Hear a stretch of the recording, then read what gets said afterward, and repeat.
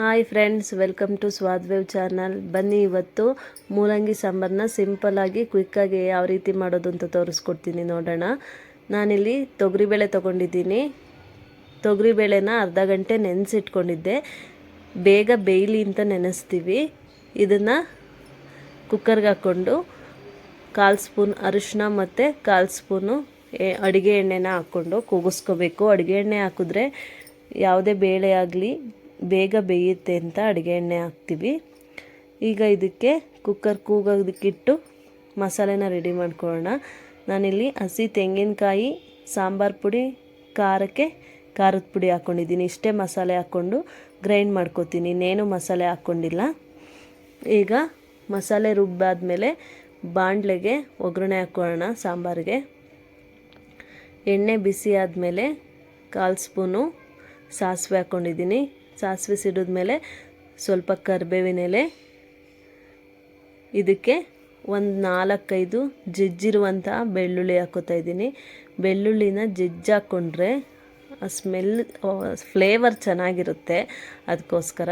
ಮತ್ತು 2 ಒಣಮೆಣಸಿನ್ಕಾಯಿನ ಮುರಿದು ಹಾಕ್ಕೊಂಡಿದ್ದೀನಿ. ಇದನ್ನು ಒಂದು 10-15 ಸೆಕೆಂಡು ಫ್ರೈ ಮಾಡ್ಕೊಳ್ಳೋಣ. ಇದಕ್ಕೆ ನಾನು 1 ಈರುಳ್ಳಿನ ಕಟ್ ಮಾಡಿ ಹಾಕ್ಕೋತಾ ಇದ್ದೀನಿ. ಇದನ್ನು ಸಹ ಎಣ್ಣೆಯಲ್ಲಿ ಫ್ರೈ ಮಾಡೋಣ. ಈಗ ಇದಕ್ಕೆ 2 ಮೀಡಿಯಮ್ ಸೈಜ್ದು ಮೂಲಂಗಿ, 1 ಟೊಮೊಟೊ ತೊಗೊಂಡಿದ್ದೀನಿ. ಮೂಲಂಗಿ ಬೇಗ ಬೇಯೋದ್ರಿಂದ ಒಗ್ಗರಣೆನಲ್ಲೇ ಬೇಯಿಸಿದ್ರೆ ಸಾಕು, ಇಲ್ಲಾಂದರೆ ಕುಕ್ಕರ್ಗೆ ಹಾಕ್ಕೊಂಡು ಕೂಗಿಸ್ಕೋಬೋದು. ತೊಗರಿಬೇಳೆ ಬೇಯೋ ಹೊತ್ತಿಗೆ ಮೂಲಂಗಿನೂ ಸಹ ಎಲ್ಲ ಕದ್ರೋಗ್ಬಿಡುತ್ತೆ, ಊಟ ಮಾಡುವಾಗ ತಿನ್ನೋದಕ್ಕೆ ಸಿಗಲ್ಲ. ಅದಕ್ಕೋಸ್ಕರ ಒಗ್ಗರಣೆನಲ್ಲೇ ಬೇಯಿಸ್ಕೊಂಡ್ರೆ ಚೆನ್ನಾಗಿರುತ್ತೆ. ಈಗ ಇದೆಲ್ಲ ಫ್ರೈ ಆದಮೇಲೆ ರುಬ್ಬಿರುವಂಥ ಮಸಾಲೆನ ಹಾಕ್ಕೊಂಡು ಫ್ರೈ ಮಾಡ್ಕೊಳ್ಳೋಣ. ಹಸಿ ಸ್ಮೆಲ್ ಹೋಗೋವರೆಗೂ ಫ್ರೈ ಮಾಡಿಕೊಂಡು ಒಂದು 10 ಸೆಕೆಂಡ್ ಫ್ರೈ ಮಾಡಿಕೊಂಡು ನೆಕ್ಸ್ಟ್ ಅದನ್ನು ಫುಲ್ಲೆಲ್ಲ ಮಸಾಲೆನ ಆ ಒಗ್ಗರಣೆಗೆ ಹಾಕಿ ಇದಕ್ಕೆ ಸ್ವಲ್ಪ ನೀರು ಹಾಕ್ಕೊಂಡು ಕೂಗಿಸ್ಕೊಂಡಿರುವಂತಹ ತೊಗರಿಬೇಳೆನೂ ಸಹ ಈ ಮಸಾಲೆ ಒಳಗೆ ಹಾಕಿ ಕುದಿಸ್ಕೊಳ್ಳೋಣ. ಮೂಲಂಗಿ ತುಂಬಾ ಡೈಜೆಷನ್ಗೆ ಎಲ್ಪ್ ಮಾಡುತ್ತೆ ಮತ್ತು ಗ್ಯಾಸ್ ಟ್ರಬಲ್ಗೂ ಒಳ್ಳೆಯದು. ಅದಕ್ಕೆ ಮೂಲಂಗಿನ ಅವಾಗವಾಗೆ ತಿಂತಾ ಇರಬೇಕು. ಈಗ ಸಾಂಬಾರನ್ನ ನಾನು ಈ ಕ್ವಾಂಟಿಟಿಲಿ ಮಾಡ್ಕೊಂಡಿದ್ದೀನಿ.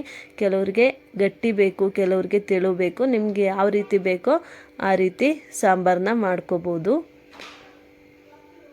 ಈಗ ತುಂಬಾ ಈಸಿಯಾಗಿ ಮಾಡ್ಕೋಬೋದು. ನಾನಿಲ್ಲಿ ಯಾವುದೇ ಮಸಾಲೆನ ಹಾಕ್ಕೊಂಡಿಲ್ಲ ಮತ್ತು ಹುಣಸೆಹಣ್ಣು ಹಾಕಿಲ್ಲ ಈ ಸಾಂಬಾರಿಗೆ. ನಾನು ಮೂಲಂಗಿ ಸಾಂಬಾರಿಗೆ ಹುಣಸೆಹಣ್ಣು ಹಾಕೋದಿಲ್ಲ, ಟೊಮೊಟೊ ಇದೆಯಲ್ಲ ಅಷ್ಟೇ ಸಾಕು ಹುಳಿ. ಈಗ ಇದು ಕುದಿ ಬಂದಮೇಲೆ ರುಚಿಗೆ ತಕ್ಕಷ್ಟು ಉಪ್ಪು ಹಾಕ್ಕೋಬೇಕು. ಉಪ್ಪು ಹಾಕ್ಕೊಂಡು ಕುದಿಸ್ಕೋಬೇಕು.